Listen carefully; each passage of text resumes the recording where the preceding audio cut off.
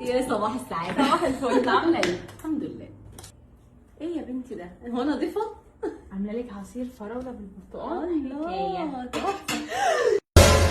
معلش يا داليا بجد حقك عليا، طب ممكن طبق وفوطة وفيها وانا كل الكلام ده خالص عندي ليكي اختراع 3 ثواني هتبقى متشال. خلاص بقى يا ماما متزعليش، جبت لك الحل. ايه ده؟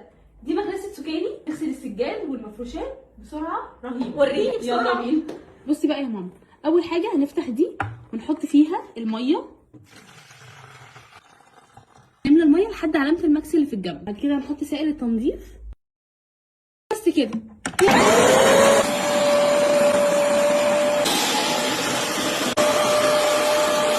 شايفه يا ماما السجاده رجعت جديده تاني، بجد خطير والله العظيم، انا مبهورة بيه. ودي يا داليا بسيطه يا ماما. هنفتح القطعه دي كده ونركب فيها دي، ويلا نغسل المخده.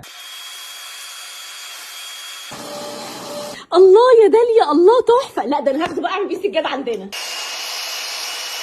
شايفه يا ماما الميه النضيفه اللي كانت فوق دي نزلت تحت شكلها عامل ازاي؟ يا خبر. التراب والوبر الصغير والحاجات دي كلها بتتشال مع طبعا مع عصير الفراوله عامله لون بينك خطير. داليا بقى انت بتنضفي بيه ايه تاني؟ بنضف بيه هما كل حاجه، وبعقم وبعطر كمان. بنضف كمان بيه المراتب، الخداديات، السجاد، اي حاجه ينفع تتغسل بميه بغسلها بيه على طول. السجادة بجد نورت. منوره بيك يا ماما.